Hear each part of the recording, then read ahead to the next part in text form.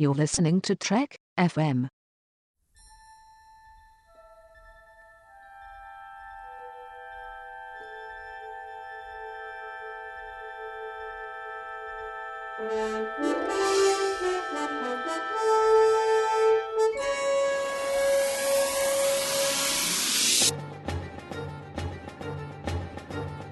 Welcome to From There to Here, Trek FM's 50th anniversary rewatch project, where the hosts of the network get together and discuss for you all 729 episodes of the Star Trek franchise, and then we pick them apart and talk a little bit about them for you over your morning Ractigino.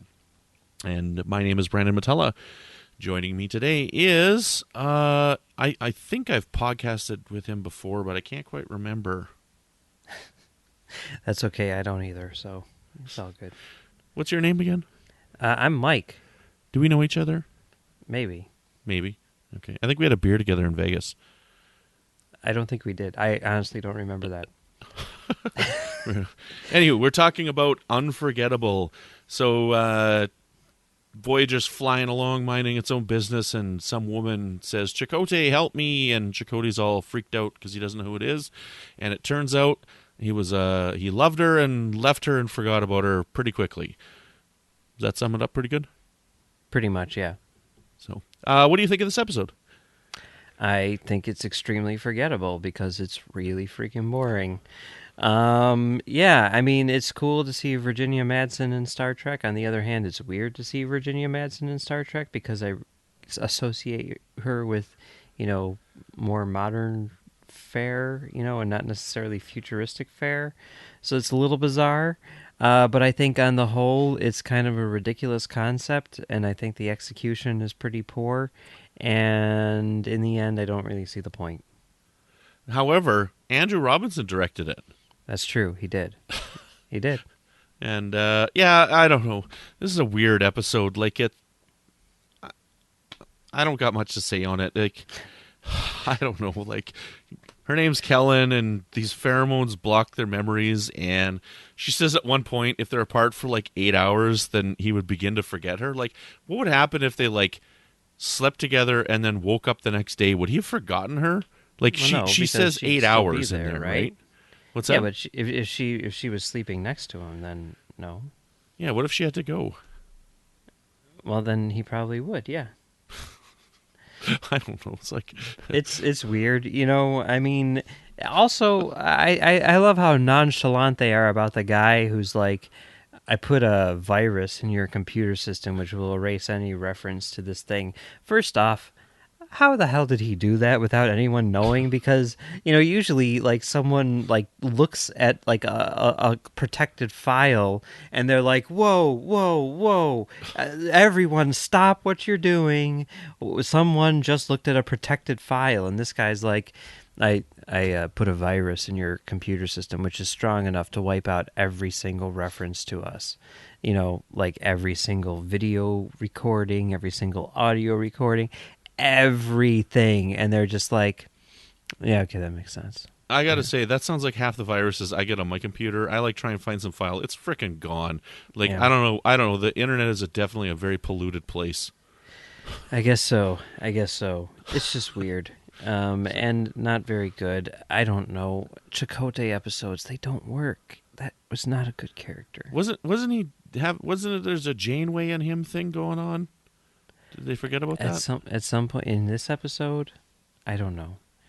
I mean, because Janeway just got the Dear John letter from her fiance, right? So yeah. Dear Jane. Yeah. I don't know. Well, let's go from one completely unbelievable relationship to another. What's that? Did I just say that? Yeah, Odo and Kira. I don't buy that stuff, man. Okay, all right. Well, I guess this will be an interesting conversation. Yeah, his way. I guess I'm the one introducing this today. No, so his way. I can do it. We get Vic Fontaine, and Odo starts having a conversation with Vic Fontaine to learn about women. And what women does he want? He wants Kira, and so he learns all the suave, cool, hip ways, Pally, and we get some great singing. Yeah, it's true. I mean, this is the first Vic Fontaine episode, right? Yeah. Which I just want to say, sort of going back to the conversation that we just had a few seconds ago, like on Next Generation, there's a whole episode about how they accidentally create like a sentient being on the holodeck, and they're like, "Oh my God, we're all gonna die! We're all gonna die! Let's stick him in a box and hope he forgets about us or whatever." I mean, that kind of thing. And in this episode, it's like you created a sentient being on the holodeck so that he could interact better with you when you wanted to listen to some, big band music. Like, that's cool. That's cool. It's cool that you did that. Wow. This will be great for party nights. Yeah. It's bizarre. Yeah, it is pretty bizarre. Okay, so I'm going to go back to what I said there.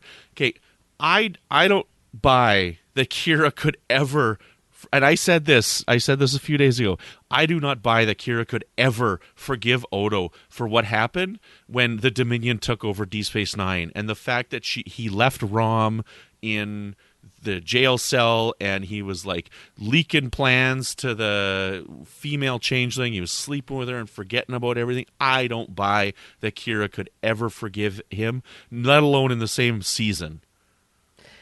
Perhaps that's true. I don't know. It's been a long road for them. There's a lot of, ins and outs to their relationship, which go back further than the start of the show, And I think that it's possible. It's possible, and, hey, I buy it. I like their relationship just fine, honestly. Like, this is a great episode. I'm not dissing the episode. I just don't buy that Kira would ever forgive him for what happened during the Dominion occupation of Deep Space Nine. I love this episode. This episode is fantastic. And, so I can get past that, and, we deal with it for the rest of the series that they're together, and that's whatever. That's fine. I just don't buy that she would ever forgive him. I think it's a pretty fascinating episode. I love Vic Fontaine. I think he's a wonderful addition to Deep Space Nine. And I think this is just pure genius adding this character. I question that Quark would run this program of a bar and let all these people go drink in this fake bar when they've got a real bar down there. But whatever, that's just a TV logic and whatnot. But I love anybody who interacts with Vic Fontaine. James Darren is just a joy to watch, and he makes this episode hands down. I would imagine, just thinking about this, off the top of my head now, that since Quark owns the holosuite, and since obviously there needs to be replicated food for people to consume when they're on the holosuite, assuming that they are, eating and drinking in sort of a dinner setting while running a holosuite program, I would assume that Quark, being who he is especially, factors that in to the price of your holosuite rental. So in addition to paying the $50 an hour or whatever it is to run the program, there are, incidentals, which are added to the bill if you choose to eat or drink, since he needs to replicate that stuff and its energy, which is not being recycled in the whatever. You know what I mean? Oh, I totally understand, but it's just the fact that all the main people from the station are no longer visiting his bar. They're away. And it's that this is the hub, and these are the people that need to be seen. And so all the other Starfleet officers and Bajoran officers that are on the station, they have no place that they can go and mingle and see their command staff there relaxing with them. They're all hidden in some room somewhere. That's got to be bad for morale.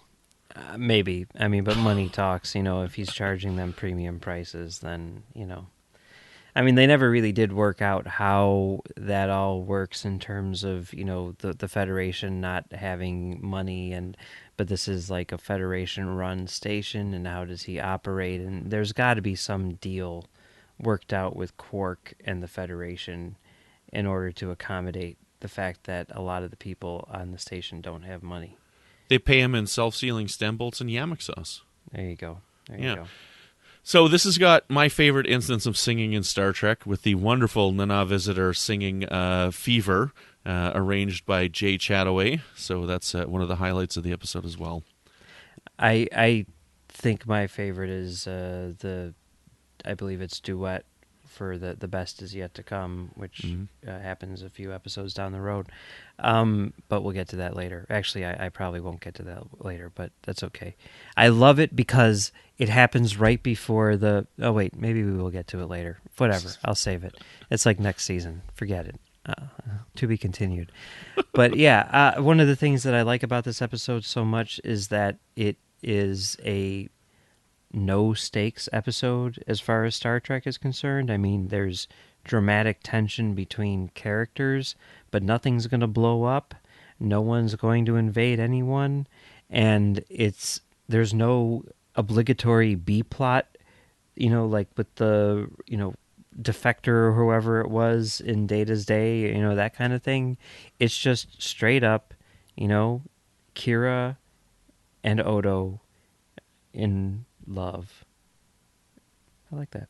And the ending is fun too. Like, it's how cheesy it is when they're like yelling at each other on the promenade and then they kiss, but it's fun. And Yeah, it's like it's a big good. win. And yes, I go and I fan out for her and I go, yay, when they kiss, but I still don't buy that she forgives him. That's fair. Yeah.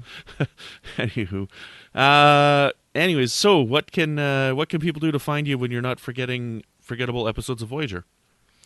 You can find me on Trek FM doing Stage 9, where we talk about the people who make Star Trek, and you can also find me on Twitter at Mumbles3K.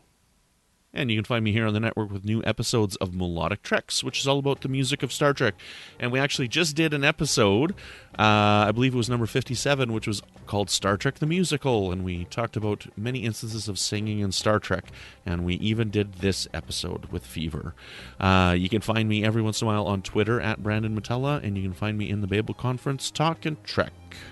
So join us again tomorrow as we talk about Reckoning and Living Witness.